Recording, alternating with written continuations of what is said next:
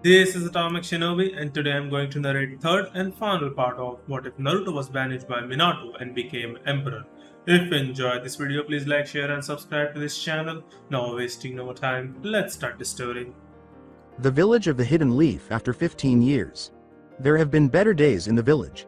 The fourth Hokage, their leader, is shown to be irritated at the Hokage Tower. Slam bam as Minato smashed his desk out of sheer rage. Tsunade yelled at her leader, "You need to calm down, Minato." Jiraiya said, "Don't you do the same thing, Tsunade." Heim. Only to get a glare from her. He raised his hands in surrender. "But she is right, Minato. I know the war is going bad for us, but you're the Hokage. You're supposed to remain calm and collective during war." Minato sat behind his shattered desk after taking a deep breath. "I know, but the war is taking the toll on me.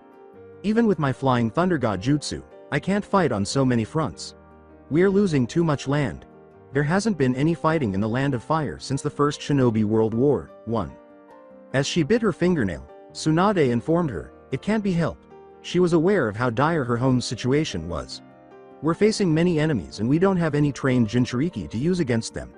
Kushina and Mito may have the Kyuubi's chakra, but they can't control it. Even if we have the strongest Biju on our side and two at that, we're losing because they're more like paper bombs than proper Jinchuriki. I don't understand it. Did you forget? The soul of the Kyuubi acts as medium to control its destructive power.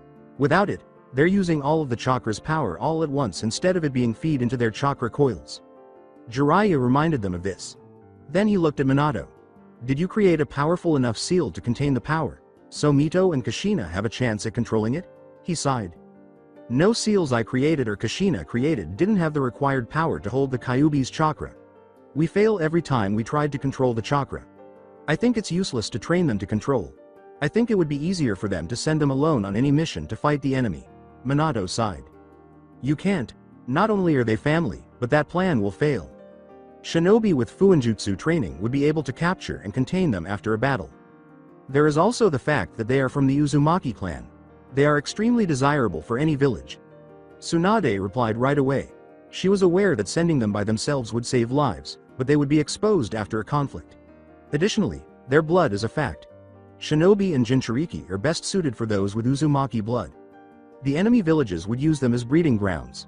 She won't wish that fate on any kunoichi, but it was the shinobi world's reality. According to Jiraiya, she right Minato, "We just can't rely on them to win this war." Depressingly, Minato thought aloud, the Fourth Shinobi World War. 10 years have passed since the war began. 10 years of hell, if you will. One individual, Sasuke Uchiha, may be responsible for everything. Hero of the Leaf is the renegade Leaf Shinobi. Konoha was forced to declare him a rogue shinobi after his defection. This greatly infuriated the Konoha villagers. However, after his actions, his rogue status was rescinded. He spent many years training under Orochimaru, a renegade Sannin, before killing the snake. He then pursued and murdered Itachi Uchiha, his older brother. After getting his revenge, he returns home and is greeted as a hero. For a shinobi, it might seem like routine business, but the deaths of those two caused issues that ultimately led to the war. First, the Akatsuki had to begin their plan in advance due to Itachi's passing. They were unable to begin their plan to harvest the Biju because of a couple of missing Jinchuriki, but they did so after Itachi passed away. The Akatsuki stole the Jinchuriki from the villages. But on the 7th Biju, the hunt comes to an end. The 7th and 9th Biju were missing, and they needed to gather all of the Biju in order for their plan to succeed. Only the two erratic 9-tailed Pseudo Jinchuriki and the 8-tailed Jinchuriki remain. Hidden villages started to militarize, and the entire balance of power was upset. I'm talking about much more than the typical militarization of shinobi that occurs during peace, creating a lot of tension for every country.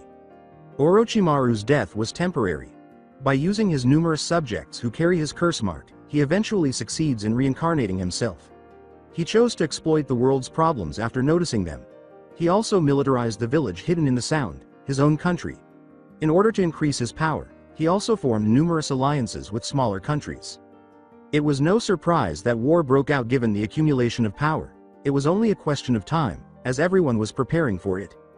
Because Konoha lacked a suitable war economy, they eventually ran out of options and decided to invade the Land of Waves. One of the best trading nations in the world.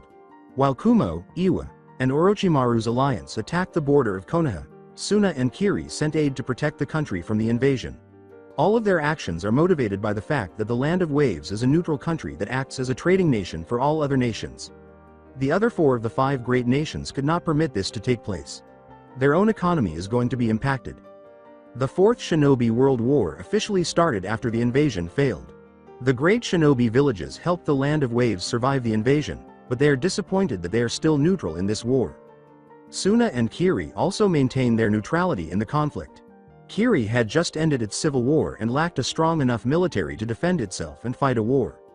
Suna didn't see the point in sending their shinobi to fight and die in the war because they knew they were always having problems because of their harsh desert home. Those 2 villages primarily provide aid to smaller nations that were compelled to join the conflict because of the fighting occurring in their own country. The primary forces in the conflict were Kumo, Iwa, Konoha, and Orochimaru's alliance. Due to their personal grievances, they all got into arguments with one another. Orochimaru would attempt to persuade the Raikage and Tsuchikage to cooperate in order to combat Konoha, but it was difficult because Iwa lacked Jinchuriki, especially since Kumo possessed the majority of the power, primarily as a result of the distrust. Although it was a blessing for Konoha, they continued to fight on several fronts. Minato questioned Jiraiya, "Sensei, what do you know about the Kingdom of Albion?" Jiraiya wasn't shocked when he inquired about it. For the previous 5 years, it was the most talked about topic. Over the wall is the kingdom. Everyone was intrigued. With frustration, Jiraiya remarked, "Not as much as I like." A section of the Great Wall, built by the Sage of the Sixth Path, collapsed around 5 years ago. That kind of thing was the very definition of impossible to the shinobi. They believed it to be the Sage of the Sixth Path's second coming. Since the wall was unbreakable, they would never in their lives assume anything about it happening. The Land of Winds was where the part that fell was. Suna quickly established a partnership with the recently established Kingdom of Albion. To their utter surprise, there is a variety of life on the west side of the wall. To the public's horror, many of them are non-human. Though few discover the truth, everyone was curious about the west. A black stronghold was constructed to keep an eye on anyone crossing the border after Suna and Albion solidified their alliance, thereby making communication between the east and west extremely difficult. Suna or one of the other countries that joined the kingdom was the only route to Albion. The only well-known aspect of Albion is that they were engaged in a never-ending conflict that lasted longer than the shinobi's early history and was only recently resolved as a result of the once and future king's prophecy coming to pass. A prophecy that caused some shinobi to reconsider. The Land of Waves, the Land of Spring, the Land of Demons, and the Land of Vegetables were among the nations that ceded their independence to become part of the kingdom. Due to their lack of strength, some shinobi villages also joined the kingdom, including the Kunoichi, made Nadeshiko village and the remains of the Land of Sky. When territories were assigned to them, those 2 shinobi villages completely relocated to the west. Rather than forming an alliance, the villages hidden in the waterfall and hidden in the stars were the last to join the kingdom. The elemental nation's sole surviving shinobi villages. Since the king of the west was undoubtedly a good and just ruler, he allowed those countries and villages to rule themselves, but they still had to answer to the king through an ambassador in Camelot, the capital. This western takeover terrified many of the shinobi villages, particularly after they witnessed how Albion supplied technology and troops to every country and village that joined or allied with them. The king's sentinels weren't shinobi corps members. They were there to defend the country. They were a military force designed to defend citizens, not to serve them. Iwa attacked the Land of Vegetables because he believed Albion was a new country attempting to conquer the world. The rest of the world and the Tsuchikage discover the power of the West. The new form of warfare they offered completely changed warfare, and the magic that shinobi laughed at demonstrated that it was far stronger than their jutsu. They never witnessed the use of airships, too. Because of their distance and strength, the shinobi were unable to defend themselves against the ship's airstrike of magical cannons. Ever since, Albion has been revered and feared by all. Naturally, that didn't stop the shinobi from conducting infiltration operations into Western countries and parts of the kingdom. The majority of infiltration attempts failed, and those that did ended up with technology that the shinobi could neither use nor learn from. They were unable to comprehend the distinction between prana and chakra. As he slammed his fist into the wall, Jiraiya exclaimed, "That damn ghost suppression fortress, 3. Almost all my spies that attempted to enter Albion failed. Impressive is the black fortress that was constructed between Albion and the Land of Wind, preventing unauthorized access to the opposite side in any way." According to some legends, The fortress was called the Ghost Suppression Fortress because it kept the dead from passing through. It appears that there is more to Jiraiya's belief in ghosts than first meets the eye. And when my spies do make it and come back, they don't even recognize me. Catching the other two people in the room off guard, Minato, who was accustomed to this type of work, inquired, "Did Albion place memory seals on them to make them forget?" "No, I check and there is no seals on them. I think it's their magic." He threw up. Magic didn't appeal to him. It turns out that he is the one who is stupid, even though he believed it was all bullshit and that the people were too dim to understand what chakra was. "I only hear stories of an organization from my spies in nations part of the West." "Like the Akatsuki?" inquired Tsunade gravely. Because they wanted the Biju, she blamed them for starting the war. Jiraiya shook his head, saying, "No, I heard it's called Oni." Minato translated, "Demon." "Yes, but I don't think it's what the names imply. I think it's a counter-intelligence organization," he replied. Tsunade, "So they kill spies? It was the most effective way to keep their enemies from learning about it." "Yes and no, I think it's more. I think they not only act as a spy system for Albion, but also prevent anyone to learn anything. I have reports of my own spies returning to the West. Never returning." Jiraiya clarified. That information was dangerous. Minato and Tsunade both understood what that meant. Their own spies are flipped. Oni either promises them money or brainwashes them with magic. Neither choice was wise and only serves to highlight the perilous nature of the Kingdom of Albion. "They are the only hope to win this war, even if they are dangerous," Minato said forcefully. "We both know that trying to secure an alliance is nearly impossible, Minato." Tsunade yelled. "They refuse to speak to the majority of the elemental nations." "That might be true, but they are still our best chance to win this war. Also, the Chunin Exam is coming up and Suna is hosting it and Albion is invited to watch the event." Jiraiya stated to them, raising their hopes, "And due to international law, the Chunin Exam is considered a place for a ceasefire, so we can gather more clients. Every nations would want to participate. Mainly for the fact that the king and queen will be attending. It will be the first time that any of the cages, besides the K's cage, meets the leader of the West. I heard stories about the king, not much, but enough to know that he's extremely powerful." With a glimmer of hope, Minato stated, "So we have a plan. We gather our best genin for this exam and try to impress the king. I'll convince him to help us." Tsunade cautioned, "Be careful, Minato." He understood the situation and nodded, saying, "Every cage will be doing the same." She said, "So who do we send to the exams?" "We need to send our best. I can demote several shinobi from the Konoha 12, so they can be eligible for the exam. They might not like it, but this will be considered an S-rank mission," replied Minato. The genin he had were either dead or recently graduated from the academy, and he knew he needed the best. Since the majority of the genins from every country in the war were dealing with comparable issues, they might take the test in the same way. He said glumly, "I pray to God that this work. Even the prophecy turn out to be bogus." Jiraiya gave a nod. It turns out that the Great Toad Sage aired following rumors of the king and the once and future king prophecy, and both men were putting all their eggs in that basket. The world was saved by the once and future king, who was their purported child of prophecy. It was simply not the world of shinobi. Kingdom of Albion, Camelot, the capital city, is experiencing a stunning dawn. As far as the eye could see, there were tall monolithic structures. Towers as tall as the eye can reach. Never before have there been so many cars on the streets, airships entering and leaving the city. The layout of the city had never been seen before. It was completely alien to the majority of Albions and the elemental nation's typical structures. People who weren't prepared would think they had landed in a different dimension, on a different planet, or something absurd. Others, however, contend that the city is contemporary. If you could believe it, there was one building that was different from the others. The structure, which was a cross between a big skyscraper and a castle, was easily recognized. Despite its unique design, it blended in well with Camelot's other buildings. This location is the Citadel, also referred to as the Royal Palace.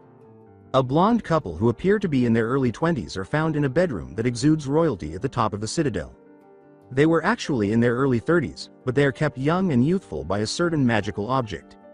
When he awoke, his blue and red eyes were visible. It's Naruto Pendragon, the king of the past and the future, the monarch of Albion's kingdom. Then he turned to the woman with the amazing bust who was sleeping. She is a former Briton named Arturia Pendragon, queen of Albion's kingdom. He chose to give her more time to sleep after recalling the events of the previous evening. Not a single woman could match his endurance during intercourse. not in sex, but perhaps in combat. He got up and changed into his regular clothes. A pair of boots, a blue casual long-sleeved shirt, and plain white pants.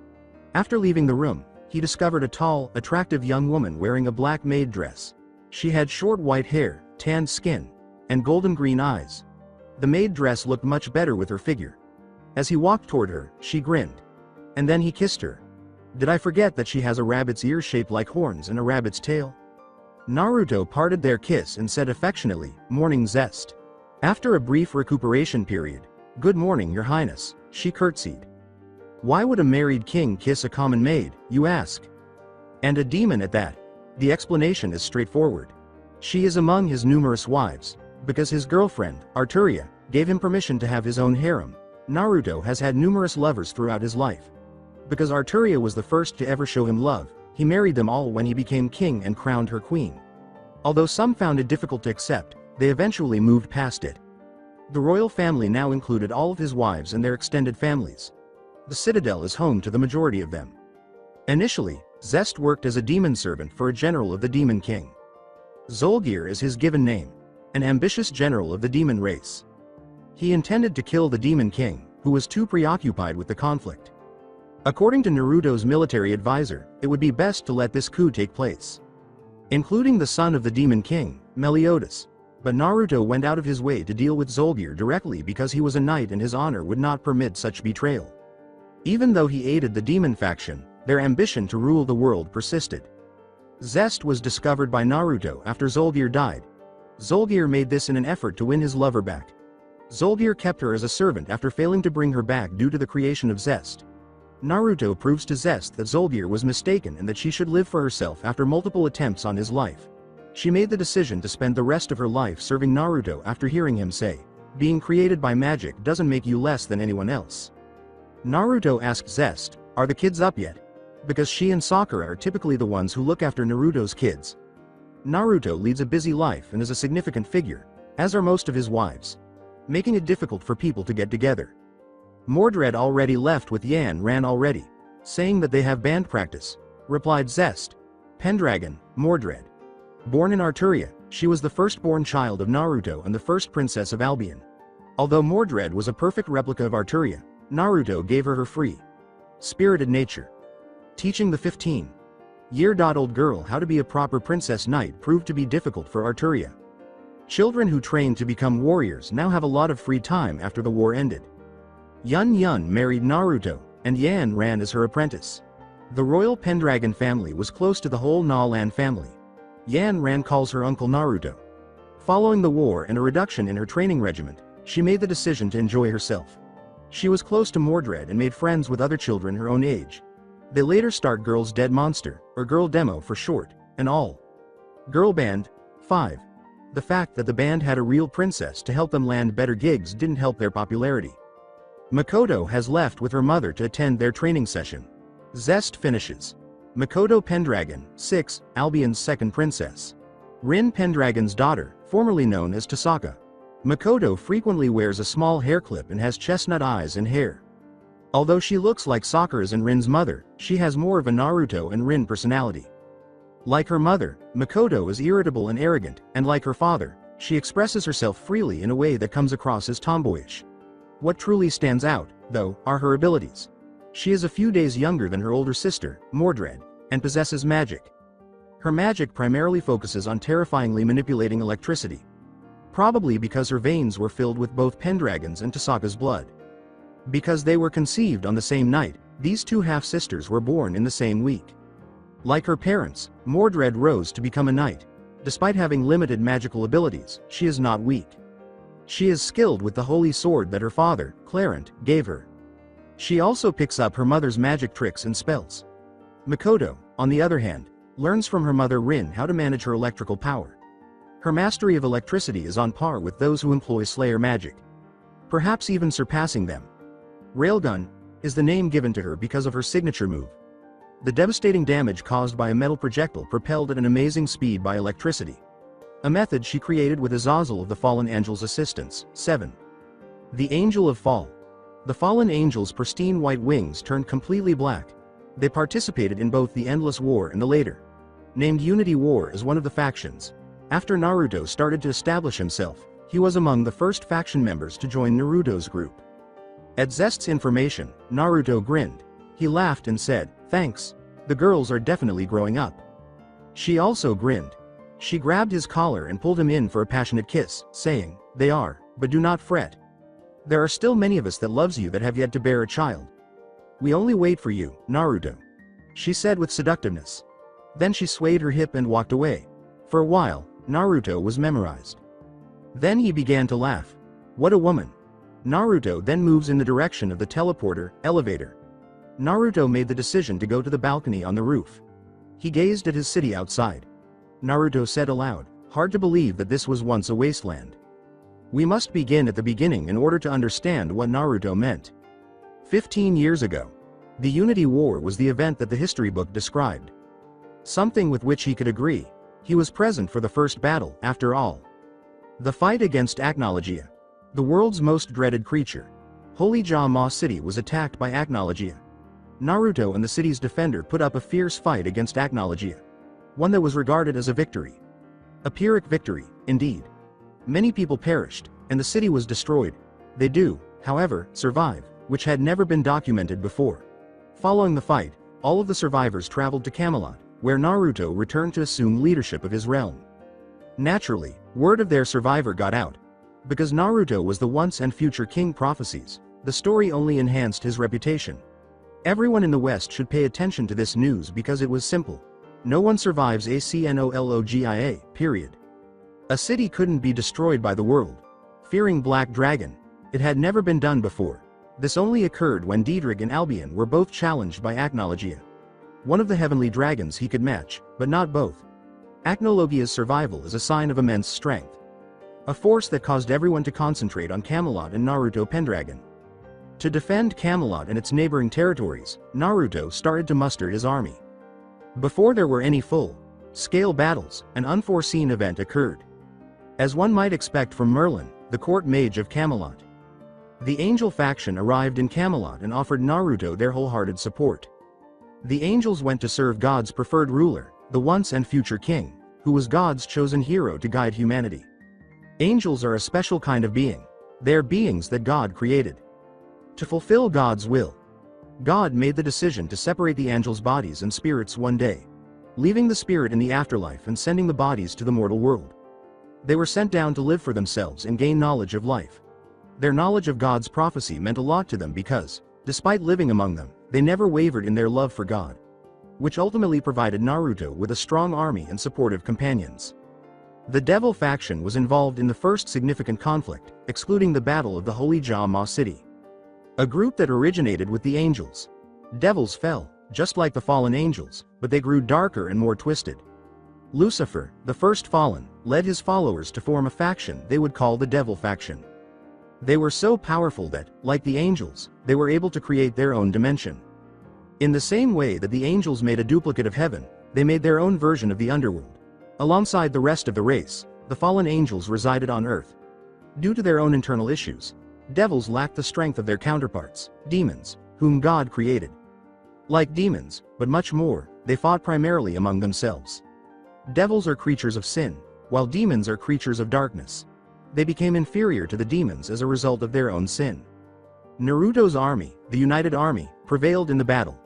The devils withdrew back to the underworld after losing many of their kind. The United Army lost the following battle. They fought off a massive invasion of demons. Despite suffering severe losses, the demon clan ultimately prevailed. They consequently acquire a great deal of land and control over races. The Sontaran Empire dispatched their best general, General Esdeath, to attack the vulnerable Camelot after the battle, when Naruto was reassembling with his generals. A conflict that the seven deadly sins, friends, Archangel Michael, and Naruto all defeated on their own. They drive the army of Esdeath back. Since then, Esdeath has been enamored with Naruto because of his cunning strategies and strength. One day, she vowed to claim him as her own. A few more factions chose to join Naruto before he faced any more danger. One group that joined was Azazel and his fallen angel.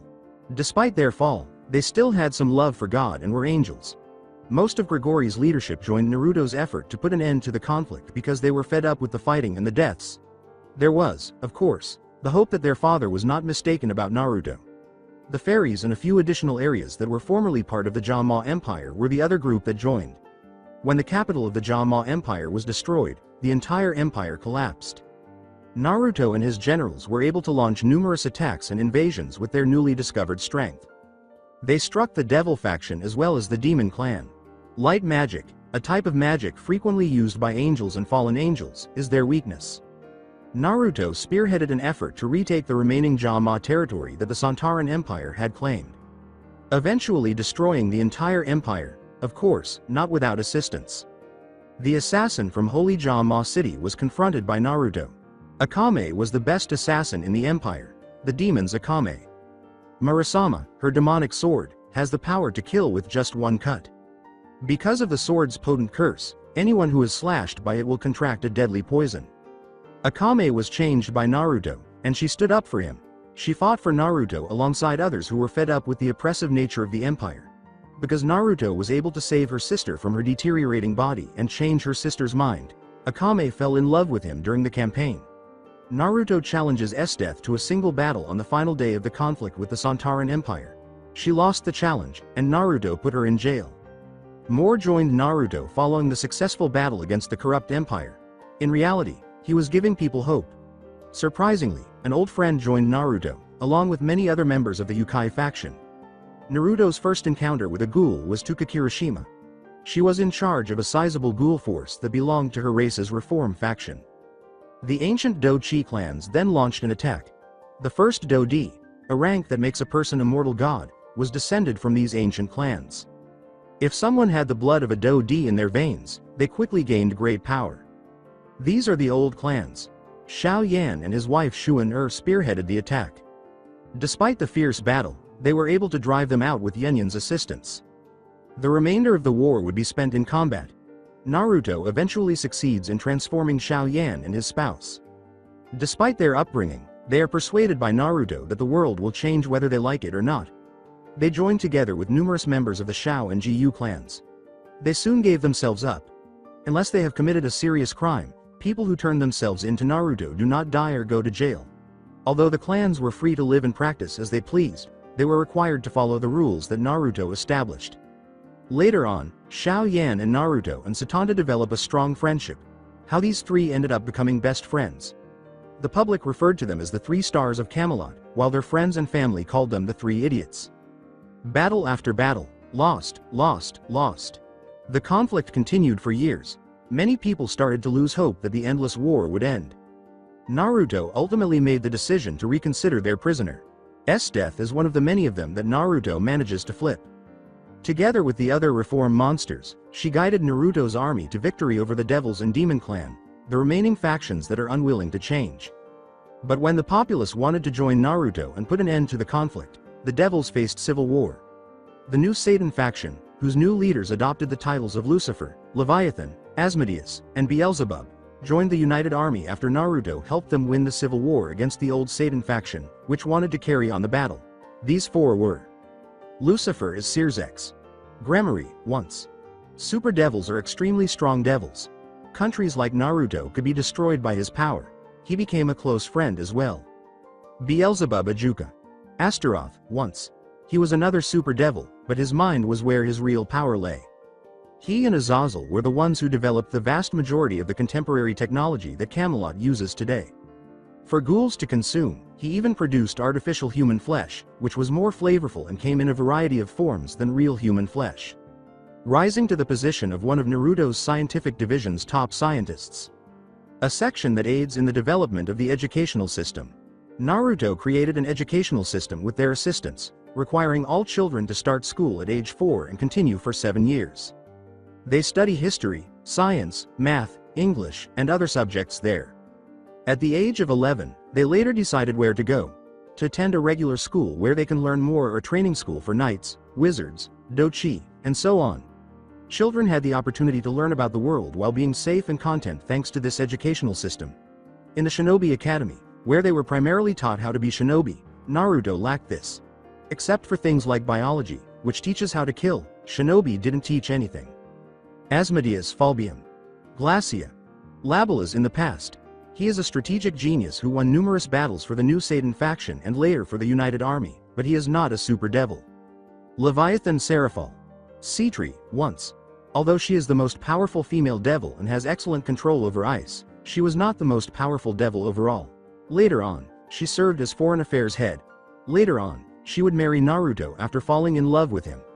In order to be formally referred to as Seer's ex-wife rather than maid, she would eventually assume the title of Leviathan and become Seraphal Pendragon.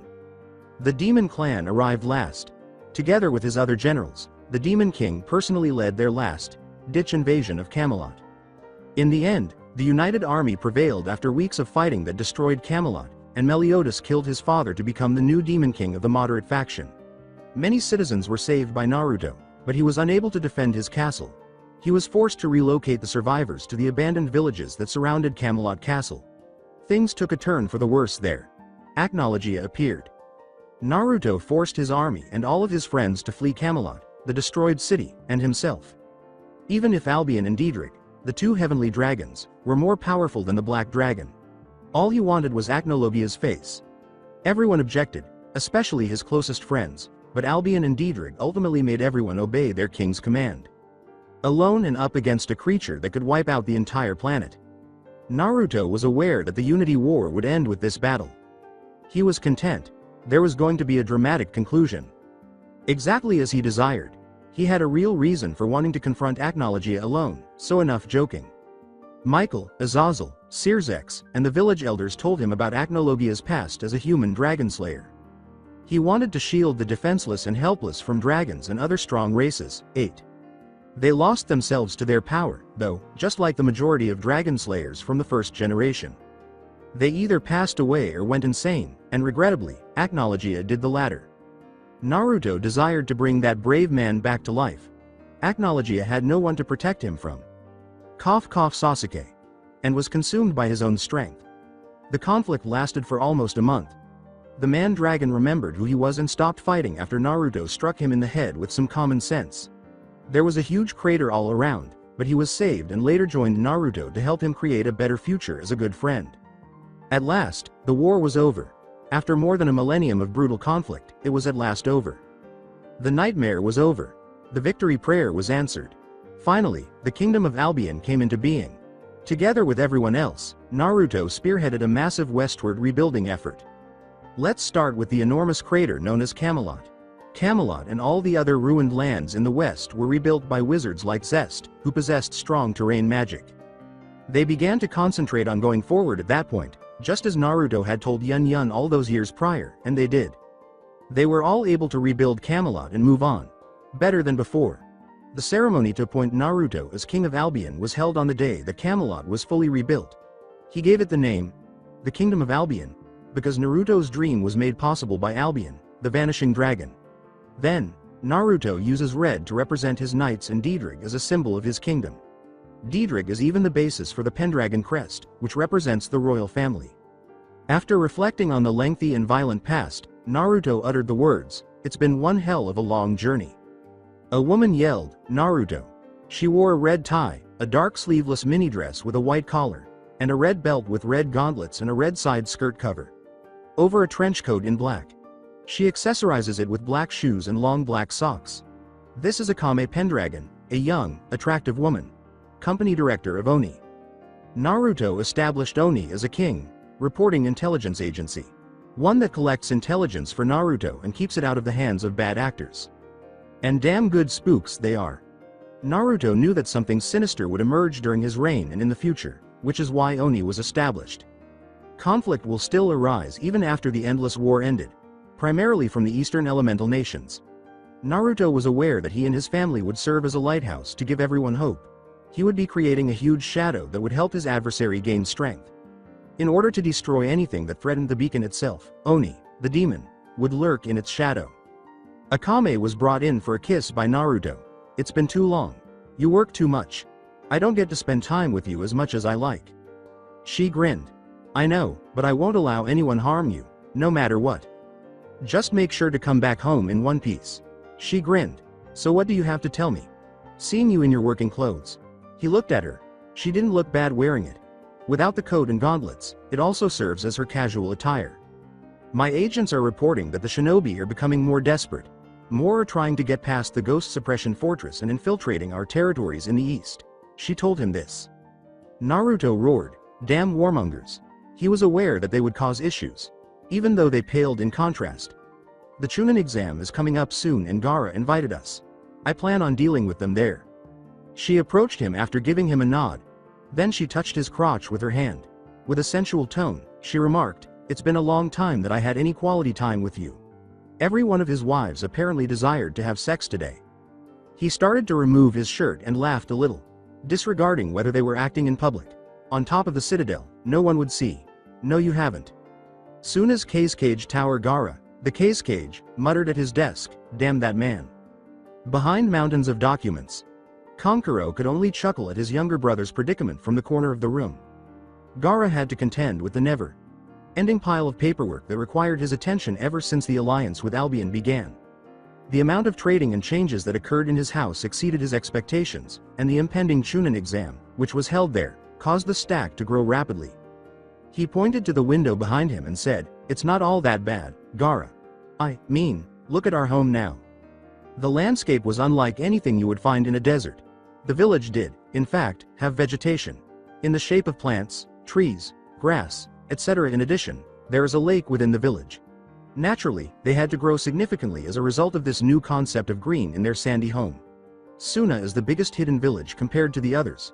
It was more of a city now, and it would be incorrect to call it a village. A city, of course, but nothing like Camelot. All Gaara could do was laugh at his brother's remark. He then took a brief break and looked out the window with his brother, saying, "I know that it's thanks to Naruto that our village prosper like never before. His mages were able to change the very environment of not only our home, but portions of our country.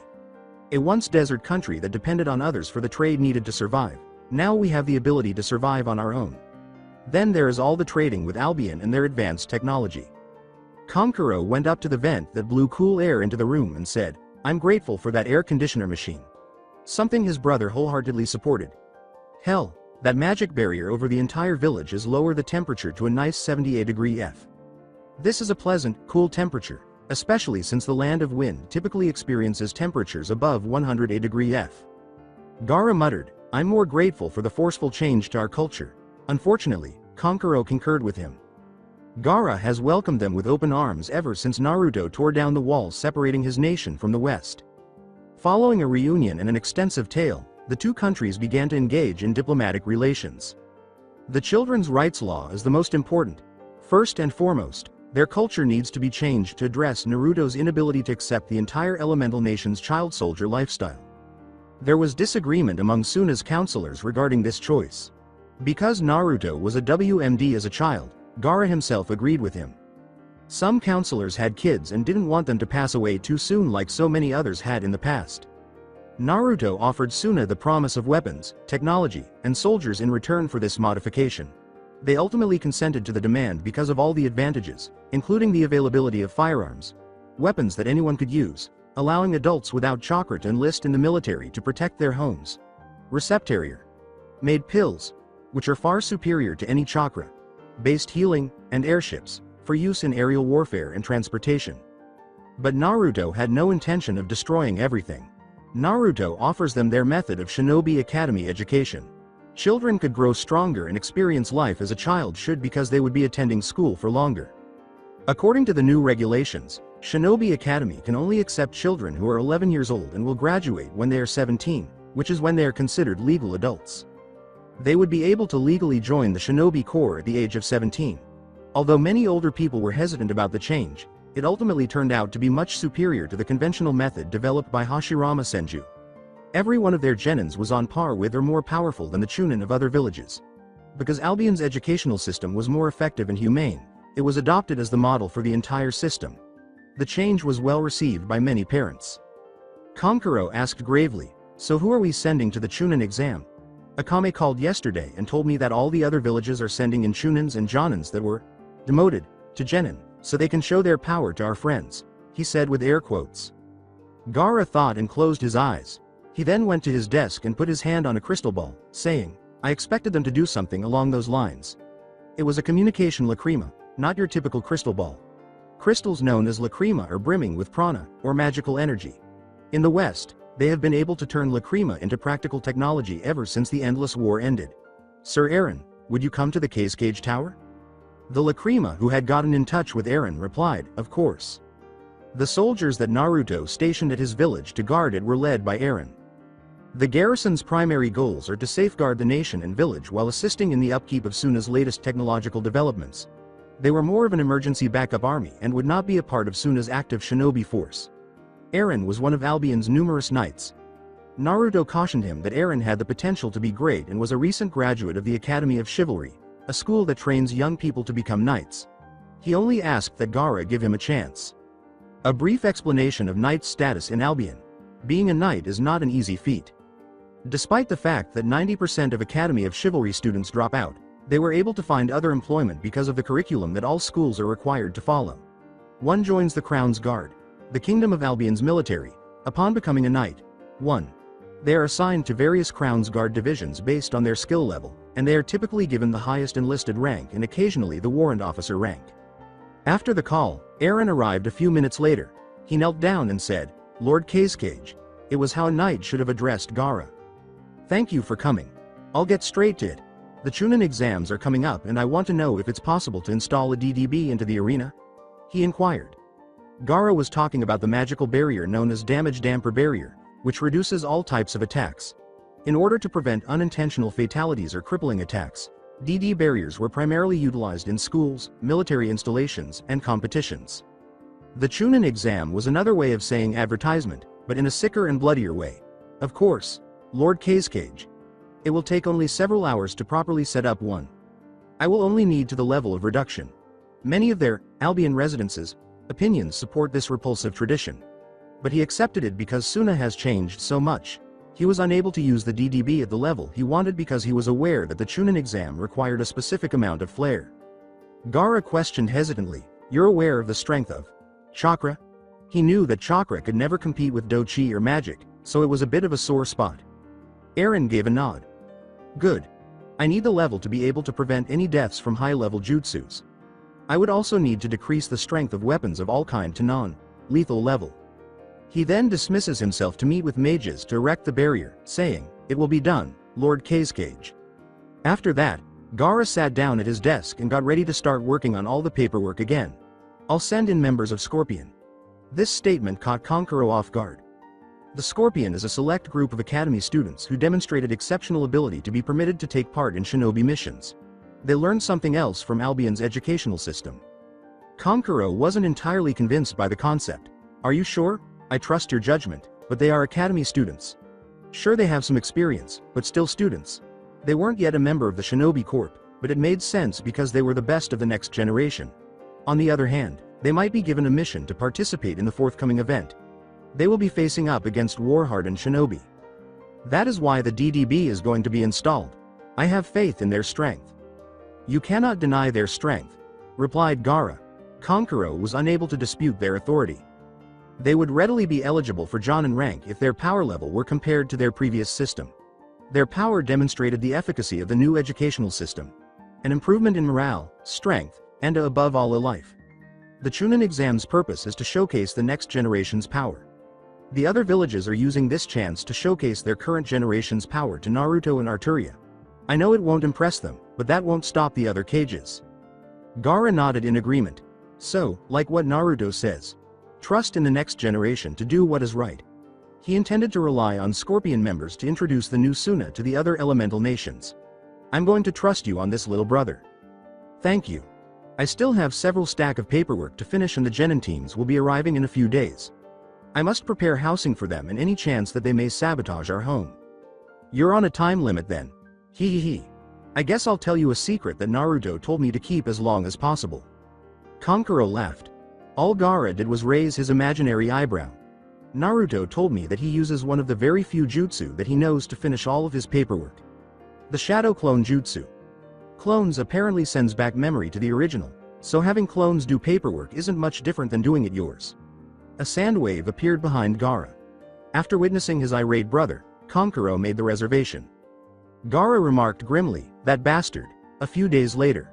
The first group to arrive is the Konoha group, because his route was a crucial factor in keeping Konoha alive.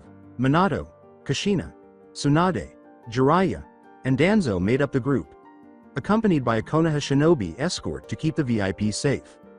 The genin who are expected to take the test are the Konoha 12 Mito, Sasuke, Sakura, Lee, Neji, Tenten, Shikamaru, Ino, Choji, Shino, Kiba, Hinata, and an extra 12 from Danzo, Sai.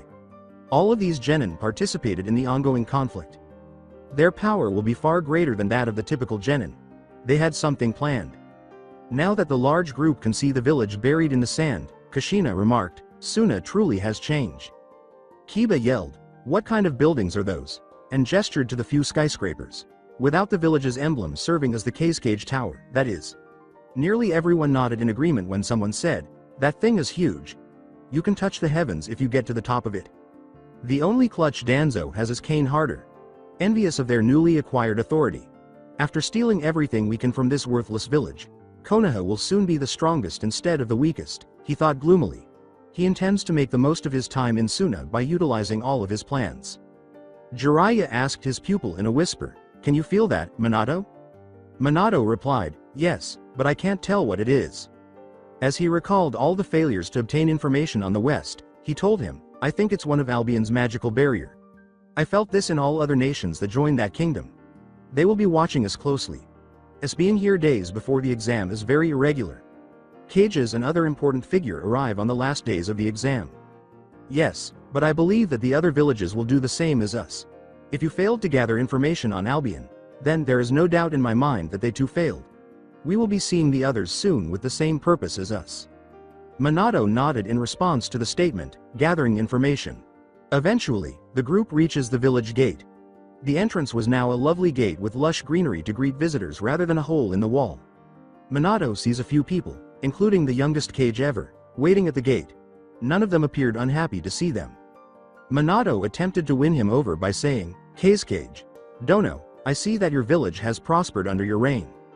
Do not try to avoid the situation. Why are you and your group is here? We only expected the genin teams along with their sensei to arrive. Not the VIP group that would arrive on the final day being here before the exam even begins. Gaara replied sternly. He had no desire to speak with the Hokage. It was better to hear it directly from the source, even though he already knew why they were here. Minato pointed to the genin and said, I apologize to Cage, Dono for our early arrival. I know we should have arrived on the last day, but I couldn't risk my genin's safety with the Fourth Great Shinobi War. We are simply here to protect them from a potential attack. He retorted, such a protection detail wouldn't require a cage, as well as the rest of your S-rank shinobi. Only a few would be needed. Kankuro mocks the statement, true, but Konoha wouldn't allow their own be in danger. I, as long with my wife, Tsunade, Danzo, and Jiraiya came as protection. We can't allow any harm to come before them on their journey. Kankuro made the decision to address his justification. The statement made Kushina, Mito, and Hinata wince. Then Naruto would still be around if that's true. For them, Naruto was a very sensitive topic. However, Minato believed that Naruto's death was for the benefit of Konoha as a whole and was pleased that his exile and eventual death served their interests, if only a little. Nobody believed that justification. There was a big void for many important people to find time to come on the day. Now they're here. You and your escort could return home till the final Chunin Exam day, which will be in a month. Minato smiled nervously. I was hoping that you will allow for us to stay. Suna used to be an ally of Konoha. He cut off, so did the Uzumaki clan. Kushina exclaimed, the Uzumaki clan is still alive. His implication infuriated me. I'm sorry Ms. Namikaze, but I speak of the clan that formed their own village. The same village that was allied with Konoha and fell when Konoha refused to aid them in their greatest need. It was one of the reasons why I severed our alliance because myself and many on the council felt that we won't receive aid from you when a far stronger village that had more to offer Konoha failed to receive aid. Many, but not all, of the group looked down in shame as a result. Everyone was taken aback when Danzo saved them, saying, it was that fool, Hiruzen that failed our allies. During the Second Shinobi War, he prioritized on focusing the war effort in the Land of Rain, so the war won't reach the Land of Fire. However, the war did reach the Land of Whirlpools and our forces were focused on the other side of the elemental nation. Their destruction was inevitable. He responded in a vague manner and laid the blame on a friend of his. Jiraiya and Tsunade were becoming enraged with the Bandage Man. They were aware that was partially the case, but they also think that Danzo was involved. That may be true, but I still don't see any reason why you should be allowed to stay. As a Kage, your schedule must be far busier than mine due to the war. Gaara said with no emotion. He was aware of Danzo's skill at assigning blame. With a step forward, Danzo responded, "It's only polite that you let us stay." At this action, Gaara simply raised his non-brow. He informed the elderly man, "We are shinobi." That explanation was more than sufficient. There was a prolonged pause for several minutes following the statement, "Courtesy isn't part of being a shinobi." Danzo appeared extremely irritated, but not at what he said. At another location, however, what it means to be a shinobi is different in Suna now. We have evolved since what the first Hokage created. We are better. He made a dig at them. They were clearly offended by the remark because many of them appeared irate and prepared for a brawl. I will allow your group to stay till the end of the exam, but now that with your absent, your village will suffer without their leader. Minato appears pleased with the result. Have no fear, Kage. Dono. I have faith in my village. The will of fire is strong within them. To let the guests in, the gate began to open. However, a man with long white hair greeted them. The man was dressed simply in dark dress pants and a white dress shirt with a collar. The shirt was fully buttoned, and a blue tie hung around the neck. He wears a trench coat with a white border over this. There was a black symbol on his trench coat that resembled an odd shield with a knight in the middle and swords all around. 2. His expression conveyed a sense of professionalism and strictness. As he approached the group, the man said, "I have an objection to this act of kindness, Lord Kage." His accent was unfamiliar to the Konoha group. Some people assume he's from the west. Gaara said, "Invil. Why do you object to this action?" to the man who was now Invil. At last, he went up to the group outside the gate. A large number of Suna shinobi tensed up and straightened, as though they were aware of this man's identity. He crossed one arm diagonally across his chest and bowed slightly to Gaara. "I do not disagree with your action, but with one of the people you're allowing entrance." Gaara inquired, "Are you referring to the Toad Sage?" Causing the toad to become rigid. He intended to collect information, which might be hazardous. Naturally, Oni has already surpassed him. Invil gave a headshake. He scowled at Danzo and said, "I speak of the Darkness Shinobi." Despite everyone's attention, Danzo remained unflinching. The Konoha group was shocked to see someone so high up in the Kingdom of Albion's government. "I apologize. It was impolite of me to not introduce myself. My name is Invil Yura. 3. One of the once and future King's Kingsglaive. I'm also one of his personal advisors." It took a few seconds for the news to fade. Is the Kingsglaive a special force, like the Anbu, of the Crown's Guard? Jiraiya inquired. He is able to learn that the Crown's Guard is a standing army whose only objective is to defend the Kingdom of Albion. As opposed to shinobi, who only act as a defending force when the village is in jeopardy or the daimyo declare war on a country that needs their assistance. Unless those conditions are met, the shinobi always act as mercenaries, assassins, and even prostitutes. Once more, Invil shook his head. "You are technically incorrect. The Kingsglaive are an elite fighting force that serve the royal family. It's true that we have great influence in the Crown's Guard, but the Crown's Guard are meant to protect the kingdom, while we serve and protect the king and his family. Only the strongest are allowed to join." He then proceeds to approach Danzo. "I still don't trust him. A shinobi of the sensory type could detect a change in Danzo's bandage-eyes chakra if they focused on him. I understand how you feel, Invil, and I understand that you're doing your duty, but my answer is final." Gaara stated to him. He had no intention of going back to the traditional definition of shinobi. Invil sighed in acknowledgement of Gaara's action. "As you wish." Swiftly raising his hand, he used a spell to make an ice collar appear on Danzo's throat. Everyone in the Konoha group was forced to assume a stance because they thought they would be attacked. Invil is lunged at by a few of the guards. The others, including Gaara, did not respond. They were aware that none of them could stop Invil from ending them if he so desired. He was just too strong. Everyone got extremely cold in one moment, and the few shinobi guards who lunged at Invil were frozen in midair. They soon fell straight to the ground and smashed into millions of pieces. The Konoha shinobi would react by encircling the VIPs in a defensive circle after being shocked by the action. Their faces are all filled with fear and astonishment. This level of ice attack has never been seen before. Such feats could not be produced instantly with any of the ice jutsu of the deceased Yuki clan.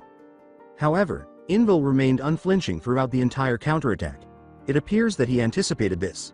Then, without even looking at the shinobi he had just killed, he turned to face Gaara. Disregarding everyone, He went back inside after saying, "I'm sorry, Lord Kingsglaive, but I can only agree with this course of action if the ice slave is cast upon the darkness shinobi." Danzo started to grip his head with his free hand and fell to his knee. A couple of shinobi approached him to see how he was doing. Minato yelled, "What is the meaning of this? Is this an attack on us, Kingsglaive?" as if he were ready for battle. And several others prepared to support him. "Are you going to allow the death of my shinobi go unpunished? That's a declaration of war to us." The accusation didn't seem to faze Gaara. "I apologize, Hokage. Dono, but I will not do anything because it was your shinobi's action that led to their death." Invil only defended himself. "If you have a desire to drag my village into your war, that would mean you will drag the kingdom of Albion into this war as they are our allies." Making their leaders freeze in their tracks, they still remembered the destruction of a sizable Iwa shinobi battalion. Minato could have done the same, but their deaths differed. While the West would use their airship to bomb the Kanais to oblivion, Minato would just teleport to all of them and kill them all. Since he was unable to launch his Kanai that far into the sky, aerial warfare would outperform his teleportation, but they would bomb their village with ease. "My hands are tied." Sakura yelled angrily, "What do you mean? You're the Kingsglaive. Akage's shinobi were supposed to be under their control. She is obviously ignorant of the political structure of the shinobi." "That man isn't a shinobi. He isn't part of Suna, so I have no control over him. I can't act against him because I simply lack the power and I also agree with his action," Gaara replied, astonishing everyone. Kankuro stepped up and grinned smugly, saying, "You obviously don't know who you were dealing with. I'm glad Invil put them in their proper place. Invil is part of the Kingsglaive. The weakest member of the Kingsglaive has the power to destroy an entire military nation single-handedly, making them more afraid. Invil is one of the stronger of the group." Danzo stood up and attempted to speak, but was unsuccessful, until he ultimately made the decision to verbally attack Invil and Suna with a straightforward question rather than a long speech. Angrily, he demanded, "What did he do to me?" Gaara replied, "Invil cast Ice Slave on you." Although he wasn't entirely sure why he had cast the spell, he was aware that Danzo was already a dangerous man and that letting him stay in his village for a month could have serious negative effects on it. Without a round. The clock watch team on the man for a little more than a month, this was probably the best option. He looked at Danzo, who appeared utterly furious but was unable to speak or act. "It's a magical spell that suppresses one's free will. However, it could be altered to a certain degree. If I have to guess, Invil altered it, so that any attention to harm my home or the West will lead to losing the ability to form any coherent thought." He then proceeded through the gate with his guards, saying, "I hope you all enjoy your stay in Suna. Please don't cause any trouble or Invil will be forced to intervene." In reference to Invil's title, Kankuro remarked, "I say that the Winter General left you off easy." He was aware that the Kingsglaive was a formidable ice mage and a master strategist after reading his biography. Then he started to leave. "Wait!" Jiraiya yelled. When Kankuro turned around, he saw that although everyone had started to act less aggressively, it was still obvious that they were completely terrified of the power of the Invil. It was just too early for the king's protection to be here, so early like them. If the Kingsglaive served the king, why is he here? The king isn't supposed to be here till a month. Jiraiya needed to be certain, but it might be interpreted as an advance party to protect Suna and ensure the king wouldn't be in danger. With a shy laugh, Kankuro remarked, "He. So you noticed that?" The other genins were confused, but they quickly grasped that. "The reason he's here is to protect Gaara and myself. You see, we are part of the royal family now due to Tamari marrying the king." Astonishing everyone. The word, "troublesome," was audible in the background. Kushina questioned, "An arranged marriage?" The idea infuriated him, but given that Konoha engages in such behavior, it seemed a bit hypocritical. Kankuro gave a headshake. No, Tamari is the ambassador for Suna to Albion. She eventually fell in love with the king and he married her. As he started writing in his little notebook, Jiraiya began to giggle in a strange way, only to be struck by Tsunade. After that, he recovered and became serious. They benefit from any information about the once and future king. So the king married her for power? Is she the queen then? Once more, he shook his head. No, on both account. The king already married many women, but from what I understand, they all fell in love with him as they fought together in the Unity War. Minato inquired, "Unity War?" Since he had never heard of it before. He was aware that, until his predecessor, Hashirama, devised a means of putting an end to war, the West was engaged in an unending conflict that was similar to their own. Naturally, that backfired, making the situation far worse than it had ever been. The West is far bigger than the entire elemental nation. There is also so many different species that isn't human, so the king went out of his way to unite them, instead of conquering them. It called the Unity War because the king went out of his way to create a world where they can live together in peace. Replied Kankuro. He then begins to reflect on all of the action that Naruto had while traveling the world. He then left them to reflect on what they had heard. I could understand why the once and future king is worshipped as a god. That man truly creates miracles. After a month, the other villages show up with their rivals over the course of the month. Along with the leaders, the war has only increased tension. But after a brief display of the Winter General's strength, Invil managed to keep all the cages in line. In order to learn as much as they could about the West, the entire shinobi village began to collect information, and they were successful. Theaters, bookshops, convenience stores, and even toy stores. Due to the extensive trade and business activity in the West and Suna, where many products and their histories were widely loved, all were sources of information.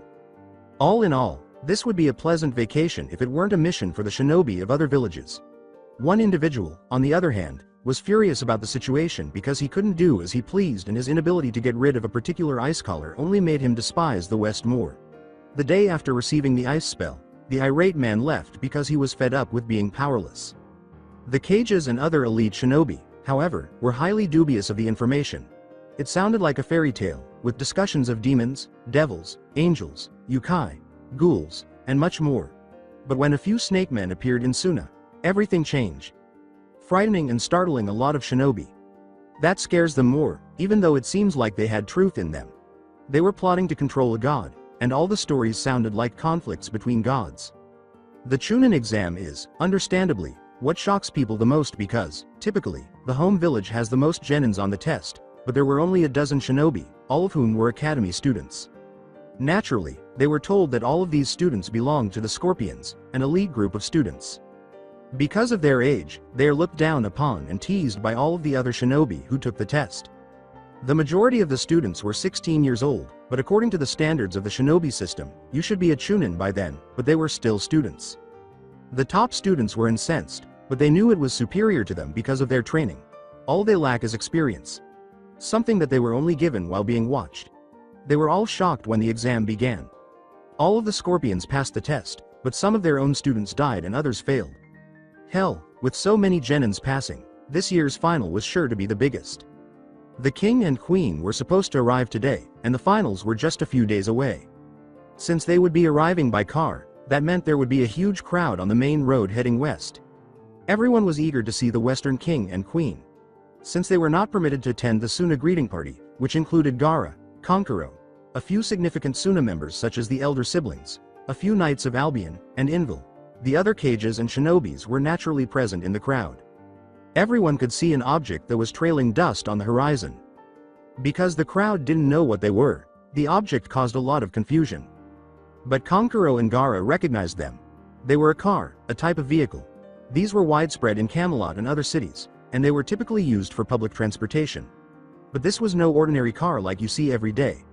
As the gorgeous convertible 4 got closer to the village, they were the epitome of luxury. On the side, there is a red dragon design in a black color. Only the wealthiest people could afford the car, which is the most costly one on the market right now. Many people were able to see the people inside both cars as it drew closer. A stunning blonde with emerald eyes and a rather large bust sat in the passenger seat of the black car, while another stunning woman with long red hair and golden snake eyes operated the vehicle. Two girls who appeared to be around 15 years old were seated in the back. One appeared to be a younger version of the blonde, but her clothes were completely different from those of the older blonde. The younger blonde wore a long red coat with red trims and black shorts, while the older blonde wore a blue dress and a golden crown that shouted royalty. She accessorizes it with a red scarf and a ponytail. 5. Overall, she appears to be quite normal in comparison to her mother. The final girl's eyes and hair are chestnut. She wore a black skirt and a tan shirt, and she also had a small hair clip. The blonde woman is obviously the queen, but since everyone in the party was female, that raised one question. Eventually, the two find themselves in front of the welcoming group. The two children in the back followed the blonde woman out of the vehicle. A bow was made by the greeting party. Gaara greets them with the words, "Welcome to Suna, Your Majesty, Lady Medusa." Then he noticed that one person was absent. He questioned, "Is the king not coming?" Arturia Pendragon, the queen, could only smile strangely. My husband had other business to take care of, Gara. Business? Inquired Gara. Medusa, the redhead, said, that idiot got pulled into Seraphal's TV show. At that point, they were joined by the other occupants of the other vehicle. Konkuro yelled, magical girl, Sarah.Tan. He and Gara knew every member of their extended family because of their connection to the royal family. An eccentric devil who enjoys amusement is Seraphal. As one of the king's wives, she launched a children's program called Magical Girl, Sarah.Tan. The show is popular with kids all over the world. Both women nodded in agreement. After carefully examining the vehicle they arrived in, Invil had just one question that needed to be answered. Lady Medusa, isn't that His Highness's car? There's a gleam of mischief in her eyes. She knew that he would be extremely upset about losing his baby, because he kept calling the car. Of course it is. I consider this proper punishment for him missing this event. Konkuro informed her, the king won't be happy about that. He was aware that Naruto spent a lot of time on that car while he was in Camelot and disliked having anyone tamper with it.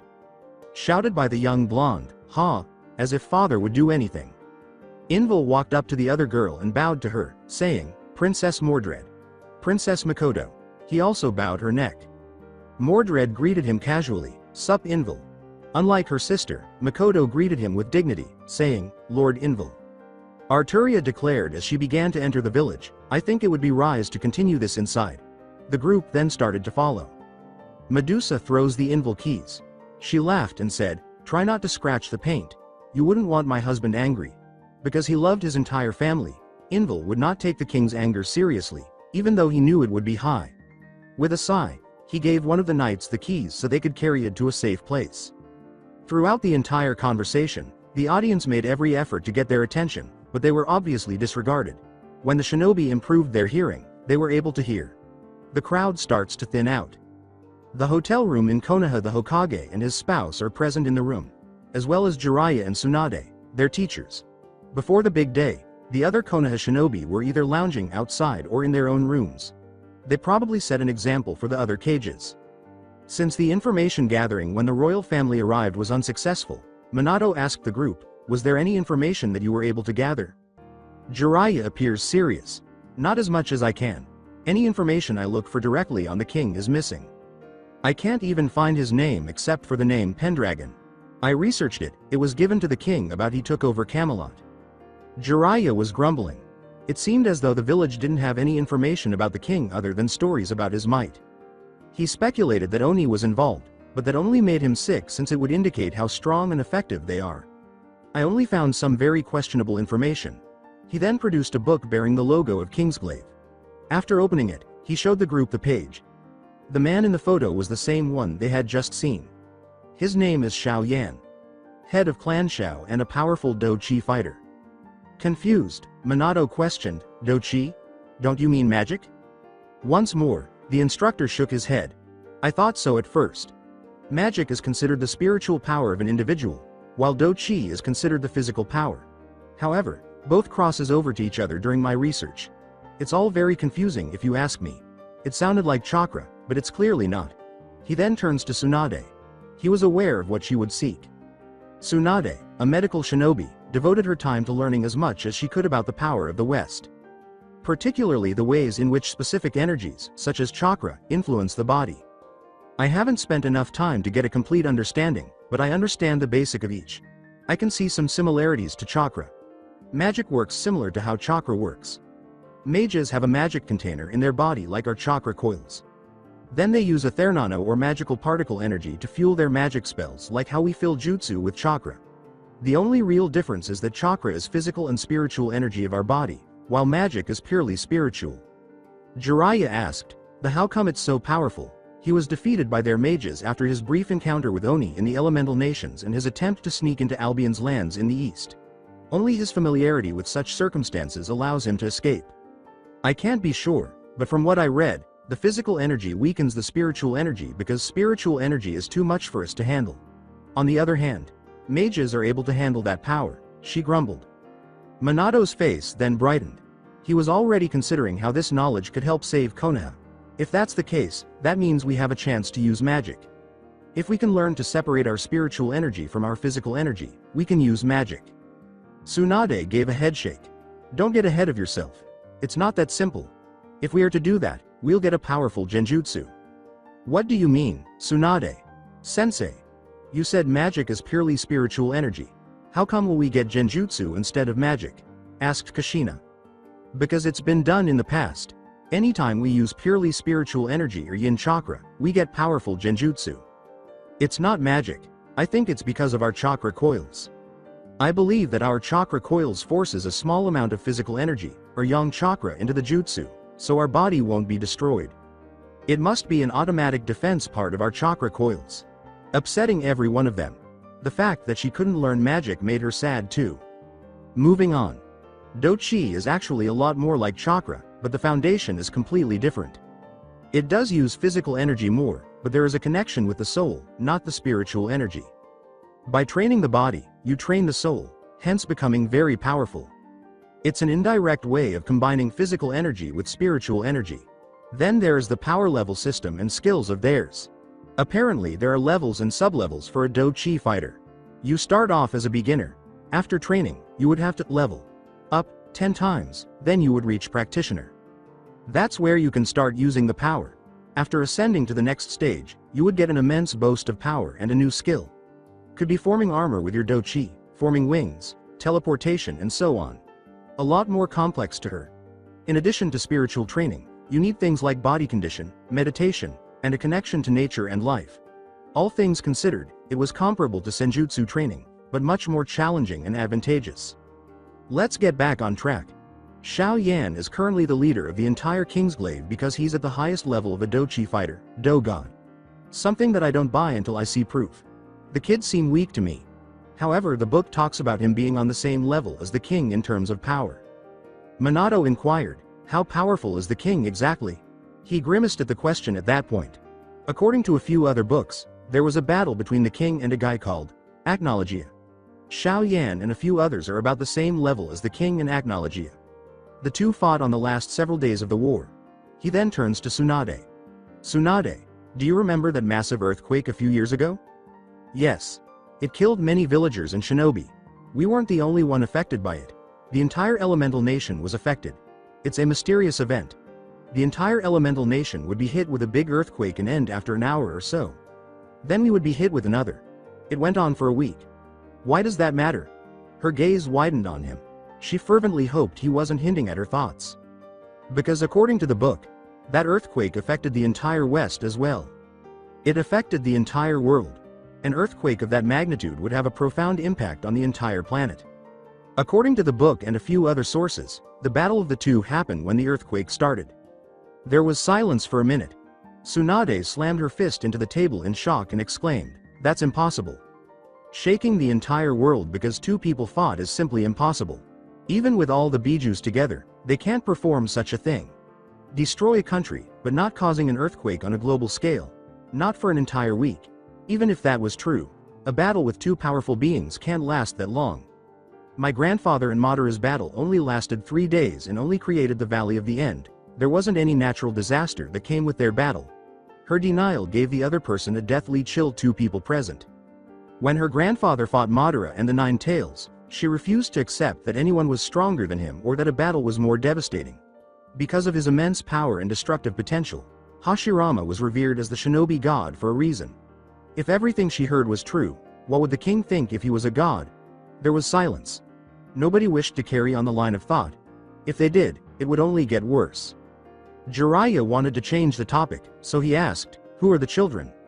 When Minato realized what was implied about the king, she inhaled deeply. He informed his teacher, "I've heard that the two girls are the king's daughters. I heard Yura addressing them as princesses. I heard about those people from the locals. Apparently the queen is Arturia Pendragon, the queen of Albion. However, she strikes me as someone familiar. That blonde brat as well." Tsunade said aloud. Her eyes widened, and she turned to Konoha's bounty section while pulling out the bingo book. A moment later, she put the book in front of everyone. "It's her," she exclaimed. Everyone realizes in horror after reading the book. The image, which featured a blonde girl with emerald eyes, was more than 15 years old. The image was a near perfect replica of Princess Mordred. The clothing and hairstyle were the only differences. They could see that the queen was the same girl from 15 years prior. How? Exclaimed Minato. This was awful. War will break out with the entire West and everything they have endured. Reed sacrificed. For Konoha and the shinobi world will probably come to an end if any Konoha shinobi attack the princess, believing her to be the lie he made about her mother. It doesn't matter how. We have to inform our shinobi about this and prevent anything from happening. Tsunade yelled. Since Konoha shinobi were known to be fervent supporters of their village, she grabbed Kushina and fled to avoid a diplomatic crisis. Minato grew. This can't get worse, Jiraiya muttered. It can. Minato realizes the implication. If she is the queen, then Saber is most likely the king. There was horror in his eyes. From their most recent meeting, which took place 15 years ago, the king and queen were already aware of Konoha and their deceit. At the moment, it didn't matter how they broke through the wall and put an end to the conflict, but it was obvious that their previous animosity toward the royal rulers would make an alliance impossible. Both of them believed that things couldn't get any worse. Their previous behavior appeared to be haunting them. To discuss their present troubles and other matters that required attention, the adults all assembled before going to the Kingsglaive tower. The kids were free to roam around the city. Mordred was responsible for looking after her two younger sisters. They initially liked to explore such a city. It wasn't like Camelot or Academy City, two more developed cities with the best schools reserved for the wealthy and talented. But when a group of Konoha shinobi surrounded them and said she was being arrested for desertion, that day came to an end. The kids left after she disregarded something. They attacked the group because, regrettably, they failed to understand the message. Makoto and Mordred pushed them back with ease. As the Konoha shinobi charged at her younger sister, Mordred yelled, "Bastard!" and punched him.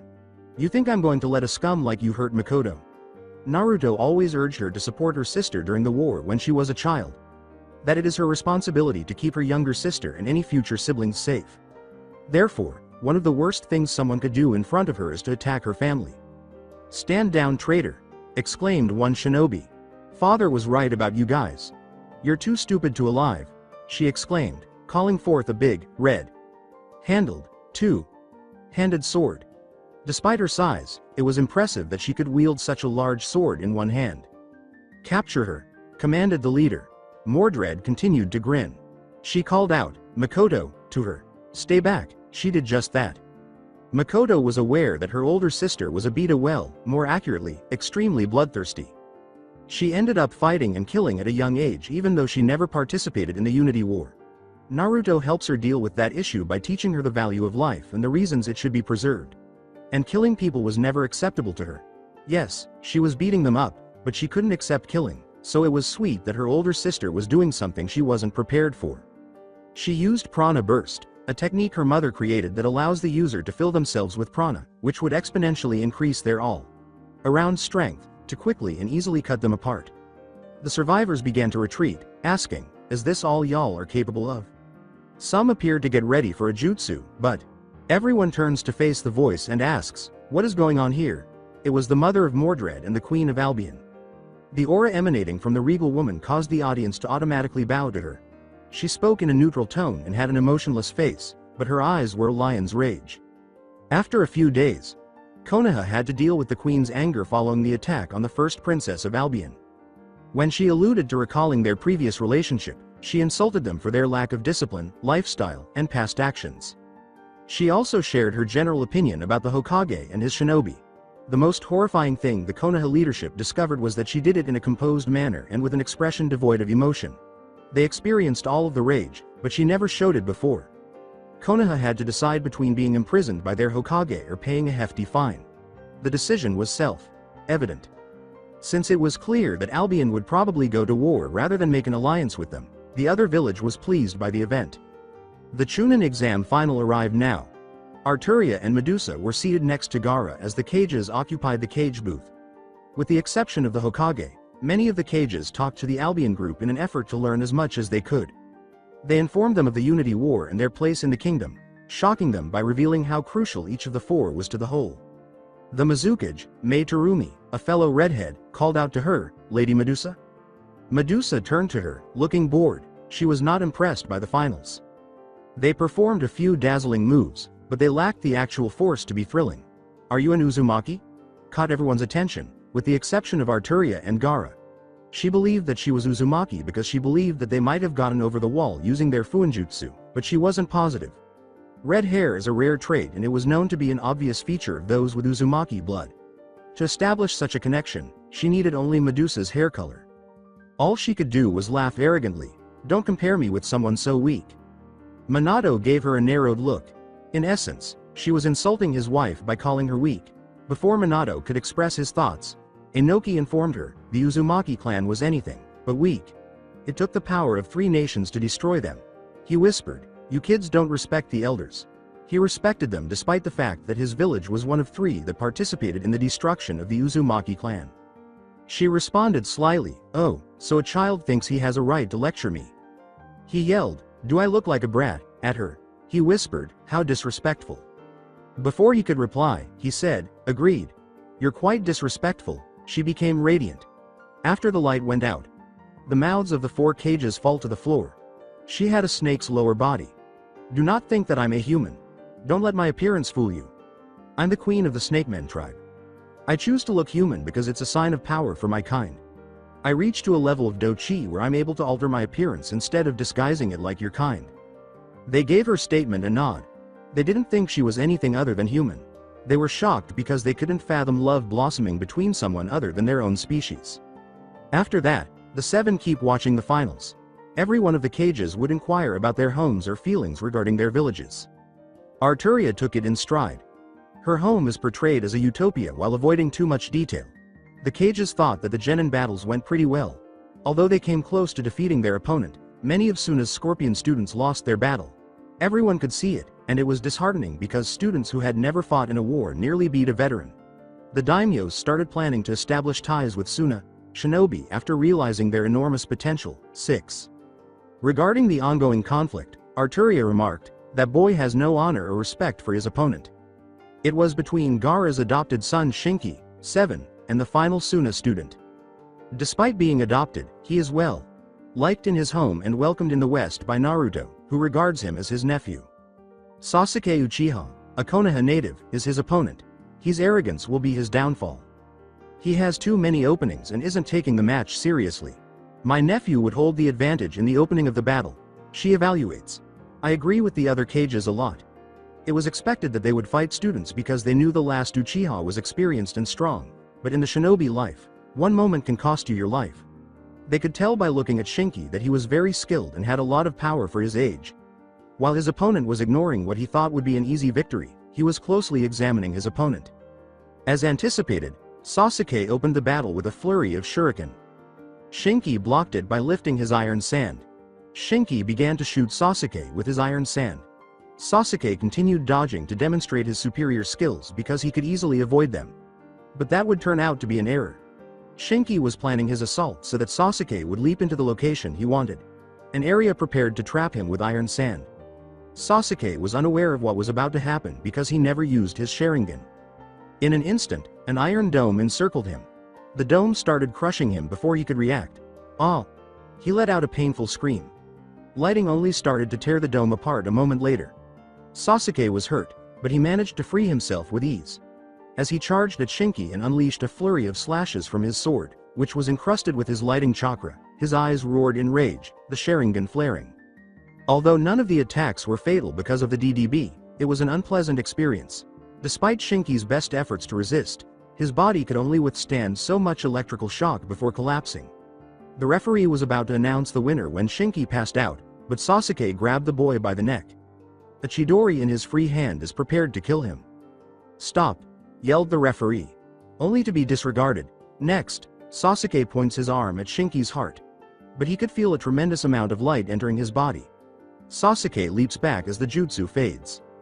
Makoto surprised everyone by standing over her cousin Shinki, who didn't appear to be happy. She pressed Sasuke, "What do you think you're doing?" Many were taken aback by the princess's action and were unsure of how to respond. The battle was over. You didn't need to try to kill him. Sasuke merely laughed at her query. This is the shinobi world. A little girl like you have no idea about the life we live. Besides, you're a princess. You were most likely sheltered from everything. The only thing good about you is to marry you off to someone like me, offending a lot of people. Arturia gripped her chair and complained to the dust. Even though Makoto wasn't her biological daughter, she still considered her to be her own. She saw all the other girls who fell for her dumbass as sisters at the same time. What is he doing? Minato pondered fiercely. After learning the truth, the relationship was already strained, but now his shinobi was making it worse. All to stoke his pride and desire for dominance. Makoto was obviously offended by that remark. He didn't know nearly as much as she did. Her father, who was a shinobi once, explained to her and Mordred the immorality of being a shinobi. It would be acceptable to kill, kidnap, torture, steal, and commit a host of other crimes if you just paid money. She found it repulsive and realized why her father detested that type of life and wished to stay away from it like the plague. She was aware that Oni carried out comparable actions, but they were professional and justified, and they were mostly directed at bad guys. They did it because they have grounds to think they are a threat, not because they were hired or because they could. If children become shinobi and are sent on missions that call for such an item, the shinobi system would permit them to carry out such acts. It might seem improbable, but the shinobi system accepted every mission. It just costs money. In many of the smaller countries, it was the cause of war. The wealthy hired shinobi to attack those who stood in their way or injure innocent people. Consequently, an already conflicted world becomes even more conflicted. Makoto yelled angrily, "Shut up!" and hurled a stream of electricity at Sasuke. Since it moved more quickly than most lighting-based jutsu, Sasuke was unable to avoid it. In order to block the lighting, he reapplied lighting chakra to his sword after gaining the strength to raise it. His red eyes glared at her. "Now I'm angry." With his sword at the ready, he charges at her, saying, "Your father should have taught you better." He disregarded several Konoha shinobi who yelled at him to stop. Something happened when he was within striking distance. A wave of iron sand swept around Makoto, and he leapt back. The scene horrified a few Konoha citizens and shinobi. Sasuke's right arm was gone. She was easily protected by the iron sand that the Makoto created using his electrical prowess. She screamed, "I won't let anyone harm the people I care about," and threw a lightning strike at Sasuke from her arm. But he moved fast enough to absorb and block the attack with a lightning sword. Then, without attacking Sasuke, she increased the output to encircle him. He screamed in agony as she swiftly produced enough heat to burn him. When Sasuke fell and was covered in third-degree burns, she finally stopped. Many Konoha shinobi leaped down to see how he's doing. As she approached her sister, Mordred remarked, "Nice job, little sis." She took pride in her efforts to defend others. Makoto actively participated in anti-skill because of it. Academy City's Volunteer Security Group, 7, one of Albion's more developed cities, Academy City also serves as a center for education. Only the most talented, well-off, and occasionally fortunate could enroll in the city's top schools for all career paths. When students or people with magic or dochi get out of control, the anti-skill will deal with them as well. They also help keep crimes down. Makoto hugged her sister and smiled at her. Apparently, things were about to get out of control. "Enough," declares Gaara. People started to back off and go to their respective groups to talk about their actions after hearing the statement. "I think that an hour intermission is called for." The Hokage was forced to drop out of the exam entirely due to Sasuke's actions. He couldn't take the chance of making their already strained relationship with everyone worse. They would only express their rage at Konoha for everyone who wasn't them if he let his shinobi finish the exams, and given how many people attend, it wouldn't be good for their future. The finals resumed after the 1-hour break. It concluded with a match between Kumo's shinobi in the final. Since their village is known for emphasizing a shinobi's quality due to the lack of clans with Kekkei Genkei, it was somewhat expected. After the other Kages congratulated him on his victory, the Raikage yelled, "Queen Pendragon, I wish to make a request from you." She answered, "Speak and I shall consider it." I asked, "I wish for your daughters to duel one another." She was a little shocked to make such a request, but she obviously didn't show it. Both princesses demonstrated extraordinary fighting skills after seeing Makoto attack Sasuke and Mordred murder Konoha shinobi. Many people would want her to grant the request. Although the Albion's abilities were unknown, a duel between the two princesses would give them a sense of what their next generation might be capable of. Medusa remarked, "I say let the two girls battle. They constantly spar at home and there won't be any danger if the two fight against one another. I can put an end to it if need be," she said. Arturia could also break up a fight between the girls. She agreed with Medusa's point and wasn't going to refuse the request. Additionally, Arturia realized that the shinobi world would not take seriously what they perceived as a young country. Their constant attempts to convince them to help them, along with their lack of honor and respect, made it obvious how they see them. Not being taken seriously was an insult to her pride as a knight. Arturia summons her daughters and says, "I shall allow it. Makoto, Mordred, Then she awaited the two's arrival. Mordred put her hands behind her head and said, "Mother." Makoto gave a small bow in greeting, "Aunt Arturia." She asked them, "How do you two feel about a duel with one another?" The two considered it for a moment. Mordred and Makoto responded, respectively, "Bet on it, sounds interesting." When Gaara announced that the princesses would be facing off in a duel, both girls went to the stadium. Seeing those two thrilled everyone. The two had already shown their strength, and they were eager to see more. The two turned to face one another as they moved toward the center of the arena. Then, using the magical sword that her father had given her for her birthday, Mordred called forth her blade, Clarent. On her right shoulder, she rested it. She said arrogantly, "I hope you're ready, little sis. I won last time." Makoto returned with a confident grin of her own. "Don't be too sure, big sis. I'm sure that I'll win this time." In between them was Arturia. She reminded them of the code of chivalry before saying, "Remember the rules of chivalry, girls. I wish you the best of luck." She then departed. The two were staring at each other in complete silence. With every second that went by, the excitement in the crowd increased. Makoto immediately hit her sister with a lightning strike, but Clarent blocked it. Mordred yelled, an obvious tactic, at her. She sends Clarent her prana. Before it struck her, she swiftly disengaged and then engaged with the lightning bolt. Full counter, she yelled as Makoto was struck by the bouncing attack. She learned a magic spell from Meliodas, the captain of the 7 deadly sins. Since Makoto is an electromaster or master of electricity, she will not be greatly impacted by an electric base attack, so she chose to ignore it. She muttered, "If you're using that spell, then I'll..." As iron sand began to form a whip around her hand. Then she struck her sister with the iron sand whip. Mordred was taken aback by the assault. Although she was aware of her sister's potential to become one of the greatest electromaster mage, she still struggled to manipulate magnetic fields in order to make weapons. Yes, to shields and big wave slashes, but no to weapons or anything small. To catch it, she quickly forms a red, trimmed silver gauntlet. Makoto's expression turned irritated. She started to pull her in, but the iron sand dissolved quickly, and she nearly tripped. "That's new. Neat trick, but you'll need more to beat me," she said. She then charged at her, saying, "You cheeky brat." Makoto began to smile. To everyone's amazement, she began to float and grow big white wings. Next, it got higher and higher until she was out of reach. She was in the air. Oki stammered, How is that possible? He only witnessed people flying when they were in airships or had wings attached, like the Do-Chi wings of a Do-King or higher. It was Makoto's wing that he never saw. The ones he saw were too different. Arturia remarked, "She managed to pull it off." She was aware that Rin was consistently strict with her magic lessons. She attempted to teach Makoto jewelcraft, the Tasaka's form of magic, but she wasn't very interested in it. Makoto taught her everything she knew after it was discovered that she had a gift for electricity. Arturia felt the same way about Mordred's swordsmanship and knightly instruction.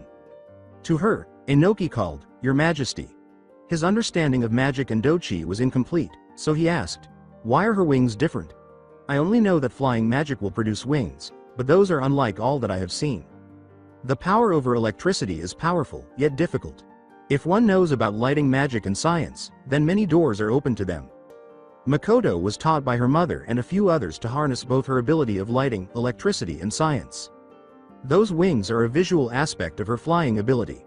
You're wrong about it being magic wings that most common aerial magic uses. Through her electrical power, she induced electrolysis on water vapor in the air. She surrounded herself with large amount of atomized water vapor, which allows her to fly. Arturia clarified. Shinobi didn't bother to learn anything except to confuse them as science. She used to be the same, but after taking on the majority of her husband's responsibilities while he was evading them, she gained a great deal of knowledge about the progress of their kingdom. The Raikage was greatly attracted to the statement, if someone has a great deal of control on the element of lighting, they should be able to do the same things. Since he was one of the best at using lightning in the elemental nation, he would be able to fly and probably discover more lightning creation skills if he continued his studies in science. But in the world of Shinobi, science was a dying art, because, aside from biology and herbalism, there wasn't much of a need for it.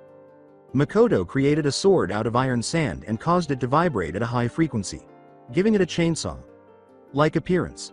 Then she swooped down to hit her sister. As her instincts warned her of the impending danger, Mordred reacted by donning her knight's armor over her entire body. Then there was a fight between the two. Enough! Mordred let out a magical blast that pushed Makoto away, disrupted her focus, and caused her to collapse to the ground. A few pieces of Mordred's armor were missing, and the rest was battered. She was aware that her sister's greater agility was the cause of the armor. Since Makoto escaped most of her attacks, she only sustained a few bruises from the fight. For self-healing, Mordred sent more prana to her armor. She stood up, lifted Clarent above her head, and threw off her helmet, saying, "It's time to end this." The split hilt of the sword began to spew red prana. It easily matched the power of the bijus, and everyone could feel its sheer might. Because of their immense power, the cages are frightened by that fact alone. Makoto also grinned. Her body began to generate a great deal of electricity. Then she reached for something in her pocket. It was a coin. A coin from an arcade, more precisely. Minato yelled, "This is getting out of hand," as the two's combined strength began to blow people back and create a strong tornado. The strength of the two young girls terrified many civilians. Medusa laughed and exclaimed, "Are you kidding? This is the best part? This was a true match now." Arturia yelled, "Invil." The reply from Invil was, "Your Majesty." "End this." The Winter General said, "Right away." The two girls were having too much fun, so he left. Mordred exclaimed her strongest spell, Clarent. "Love for my beautiful father," and then started to cast it. 9. Makoto flicks the coin up while simultaneously concentrating her powers on her right arm. She was going to flick the coin at her sister as it was about to reach down. Additionally, Makoto received a wave from Mordred. Everything became icy. For example, the prana froze and fell to the ground, and the two froze as well. With the exception of the girls, the entire arena was frozen. Startled by the new development, Makoto and Mordred started to look around. With seriousness, Invil yelled, "Girls!" They both froze. That tone was familiar to them. They were having problems. He then pointed to the damaged arena and frightened the crowd, but they were in awe of the two girls. "You shouldn't get carried away like that." He pushed up his glasses and said, "You forgot that the DDB isn't set up for your kind of duel. You could have killed each other." All said to chastise them. They both started to perspire and laugh uneasily. "Sorry." Arturia apologized to him, saying, "I'm sorry for their actions, Gaara. They got carried away." He answered, "It's fine." He smiled slightly and said, "I understand that the girls get out of hand from time to time." She turned to face the other cages and said, "Thank you. I know that every last one of you wished to form an alliance with my home. However, with the exams now over, I'm needed back in Camelot." May noted, there is still much to discuss. Her brief conversations with Arturia focused on assisting others. As one of the war-affected villages, Kiri could use the assistance to rebuild her country. Arturia became interested in the change that was imposed on her village. "That is why, I'll be offering you and the rest to come to Camelot during the Dragon Festival." Minato asks, "Dragon Festival?" He still thought he wouldn't get the alliance, but he might get some assistance if he talked to others. It's a celebration that marked the end of the Unity War. Fighters from all around Albion fight in a contest to win a grand prize. It's a time of celebration, fun, and joy. You're welcome to visit Camelot during the time to continue any talks that we had. If you desire, you can enter the competition to win a reward. Before any of the cages could question her, she departed with Medusa at her side. Arturia was informed by Medusa that the time is close. She gave a solemn nod in response.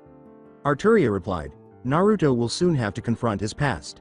That's it for today. I hope you guys enjoyed this great story. See you in the next one.